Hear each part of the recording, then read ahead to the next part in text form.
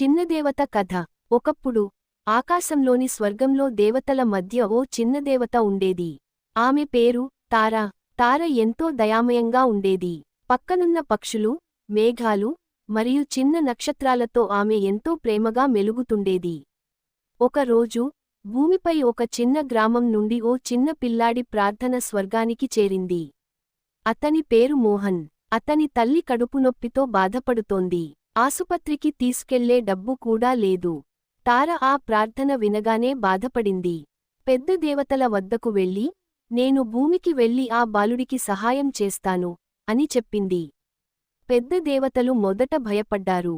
నీవు చిన్నదేవతవు, భూమిపై ప్రమాదాలు ఉంటాయి అన్నారు. కాని తార అణకాలేదు.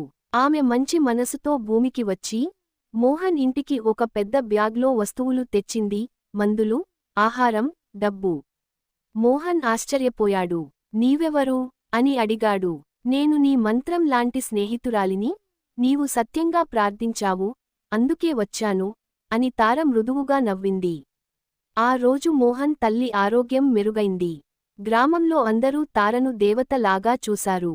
తార చివరగా అన్నది, నీవు మంచి మనసుతో ప్రార్థిస్తే దైవం ఏ రూపంలోనైనా సహాయం చేస్తాడు. ఆమె మళ్లీ స్వర్గానికి తిరిగి వెళ్ళింది. మోహన్ ఆ రోజు నుండి ప్రతి ఒక్కరినీ ప్రేమగా చూసుకోవడం మొదలుపెట్టాడు. నీతి, మంచి మనసు, నిస్వార్థ ప్రేమ ఉన్నవారికి ఎల్లప్పుడూ దేవుడి ఆశీర్వాదం ఉంటుంది. Thanks for watching. Please subscribe.